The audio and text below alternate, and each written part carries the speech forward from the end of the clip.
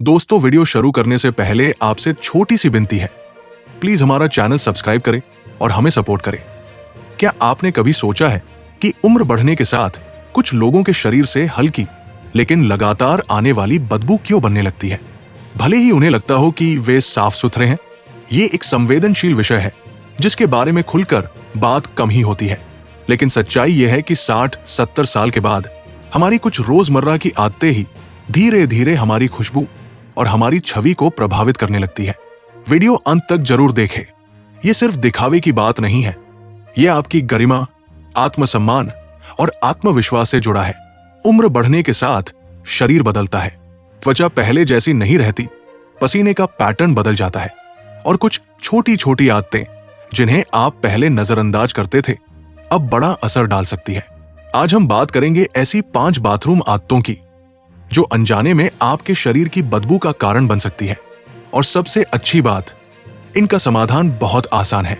अंत तक जरूर बने रहिए क्योंकि आखिरी पॉइंट शायद आपकी सोच ही बदल देगा। नंबर 1, सही तरीके से साफ न करना, गलत वाइपिंग आदत। यह सुनने में साधारण लगेगा, लेकिन यह सबसे बड़ी वजहों में से एक है। टॉयलेट इस्तेमाल करने के बाद ठीक से सफाई न करना। उम्र बढ़ने के साथ यह समस्या आम हो जाती है। 70 के बाद शरीर की लचक कम हो जाती है, घुटनों और कमर में दर्द रहता है और कई बार हम पूरी तरह साफ नहीं कर पाते। हमें लगता है कि जल्दी जल्दी किया गया सफाई काफी है, लेकिन सच्चाई अलग होती है। थोड़ी सी भी गंदगी अगर रह जाए तो धीरे धीरे बदबू बनने लगती है। यह बदबू कपड़ों, बिस्तर और आपके आसपास के माहौल तक फैल सकती है। एक और गलती, सिर्फ सूखे टॉयलेट पेपर पर निर्भर रहना। सूखा पेपर कई बार साफ करने की बजाय गंदगी को फैला देता है, खासकर जब पेट ढीला हो या दवाइयों का असर हो। और सबसे बड़ी बात, उम्र के साथ सूंघने की क्षमता भी कम हो जाती है। आपको खुद पता नहीं चलता, लेकिन दूसरों को महसूस होता है। इससे क्या होता है? लोग दूर रहने लगते हैं, कुछ कह नहीं पाते, लेकिन दूरी बना लेते हैं। समाधान क्या है? गीले वाइप्स का इस्तेमाल करें या बिडेट वाटर स्प्रे लगवाएं। जरूरत हो तो लंबे हैंडल वाले सफाई उपकरण इस्तेमाल करें। यह कमजोरी नहीं, समझदारी है। साफ महसूस करना आपको आत्मविश्वास देता है, और जब आप आत्मविश्वासी होते हैं, लोग खुद आपके करीब आना चाहते हैं। नंबर 2, अंडरवियर समय पर न बदलना। यह छोटी सी आदत बड़ा फर्क डालती है। कई बुजुर्ग सोचते हैं, मैं तो घर पर ही हूं, ज्यादा पसीना भी नहीं आया, तो 1-2 दिन और पहन लेते हैं। लेकिन सच्चाई यह है कि बदबू सिर्फ पसीने से नहीं आती। उम्र के साथ शरीर का तापमान नियंत्रण बदल जाता है। कुछ हिस्से लंबे समय तक नम रहते हैं और यही नमी बैक्टीरिया को जन्म देती है। ऊपर से कई लोगों को हल्का फुल्का यूरिन लीकेज भी होता है, जिसका उन्हें खुद एहसास भी नहीं होता। ये नमी और बैक्टीरिया मिलकर बदबू पैदा करते हैं, जो धीरे धीरे आपके कपड़ों और शरीर में बस जाती है। पुराने, ढीले और मोटे कपड़े वाले अंडरवियर तो स्थिति और खराब कर देते हैं, क्योंकि उनमें हवा का प्रवाह नहीं होता। समाधान क्या है? रोजाना अंडरवियर बदलें, चाहे घर पर ही क्यों न हो। ब्रीदेबल, हवा पास होने वाले कपड़े पहने। पुराने अंडरवियर समय समय पर बदलें। जब आप रोज साफ अंडरवियर पहनते हैं, तो सिर्फ शरीर ही नहीं, आपका मन भी हल्का और ताजा महसूस करता है। ये एक छोटा कदम है, लेकिन ये कहता है, मैं अभी भी खुद का ख्याल रखता हूं और मैं मायने रखता हूं। अगर आप यहां तक पढ़ रहे हैं और आपको ये बातें काम की लग रही है, तो जरा रुककर सोचिए, क्या इनमें से कोई आदत आपकी भी है? अब हम आगे बढ़ेंगे अगले पॉइंट की तरफ, जो शायद आपने कभी सोचा भी नहीं होगा। नंबर 3, बाथरूम में सही वेंटिलेशन, हवा का आना जाना न होना। कई लोग सोचते हैं कि बदबू सिर्फ शरीर से आती है, लेकिन सच ये है कि कई बार बदबू का स्रोत आपका बाथरूम होता है। अगर आपके बाथरूम में हवा का सही आना जाना नहीं है, तो नमी, मॉइस्चर जमा होने लगती है। हर बार नहाने के बाद भाप, गीले तौलिए और गीला फर्श, ये सब मिलकर एक ऐसा माहौल बनाते हैं जहां बैक्टीरिया और फफूंदी, मिल्ड्यू पनपते हैं। धीरे धीरे यही बदबू आपके तौलिए, कपड़ों और फिर आपके शरीर तक पहुंच जाती है। आप सोचते हैं कि आप साफ हैं, लेकिन जैसे ही आप गीले तौलिए से खुद को पोंछते हैं, वो बदबू फिर से आपकी त्वचा पर आ जाती है। और क्योंकि उम्र के साथ सूंघने की क्षमता कम हो जाती है। आपको यह महसूस भी नहीं होता, लेकिन घर आने वाला हर व्यक्ति इसे नोटिस करता है। समाधान क्या है? नहाने के बाद एग्जॉस्ट फैन कम से कम 15-20 मिनट चलाएं। अगर फैन नहीं है तो खिड़की या दरवाजा खोलें। तौलिए को खुली जगह पर सुखाएं। कभी भी गीला तौलिया मोड़कर न रखें। बाथरूम मैट को समय समय पर बदलें और धोएं। याद रखिए, सिर्फ शरीर साफ होना काफी नहीं है, आपका माहौल भी साफ होना चाहिए। जब आपका बाथरूम ताजा होगा तो आप खुद भी ज्यादा ताजगी महसूस करेंगे। नंबर 4, डिओड्रेंट न लगाना या गलत डिओड्रेंट इस्तेमाल करना। रिटायरमेंट के बाद कई लोग सोचते हैं, अब बाहर जाना कम हो गया है तो डिओड्रेंट की क्या जरूरत?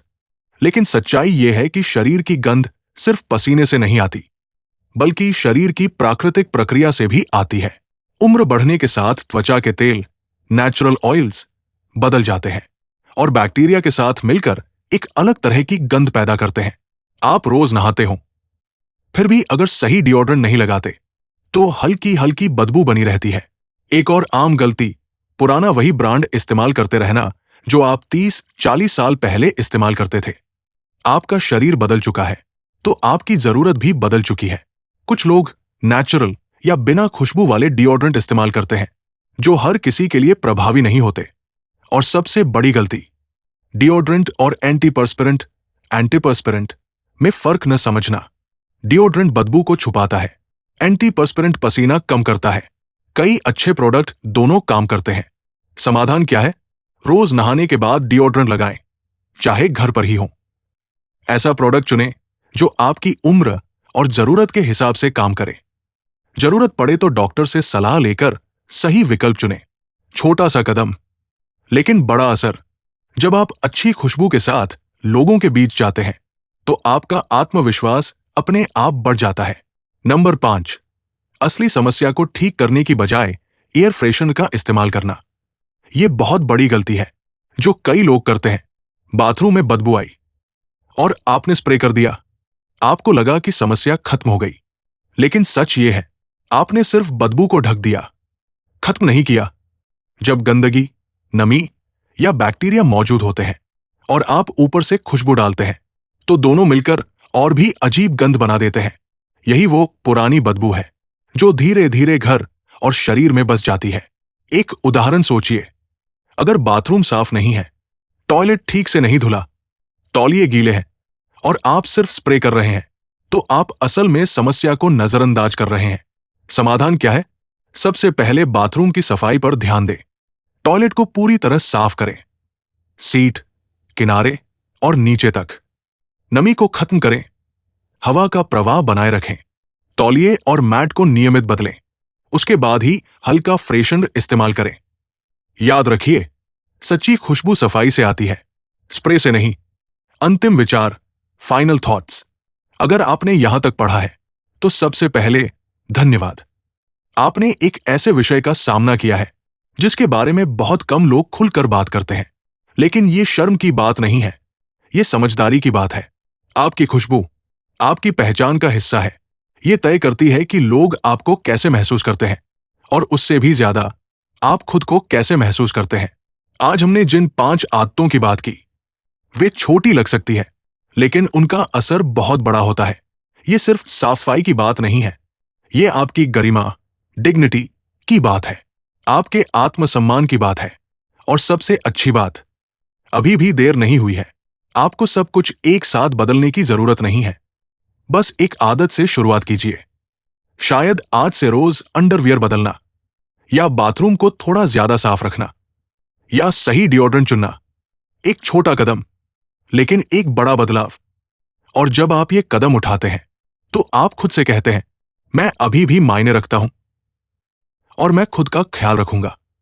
अगर आपको ये जानकारी उपयोगी लगी तो इसे उन लोगों के साथ जरूर साझा करें जिन्हें इसकी जरूरत हो सकती है, क्योंकि कभी कभी एक छोटी सी जागरूकता किसी की जिंदगी बदल सकती है। ध्यान रखिए, अपने शरीर का, अपने घर का और अपने आत्मसम्मान का आप इसके हकदार हैं।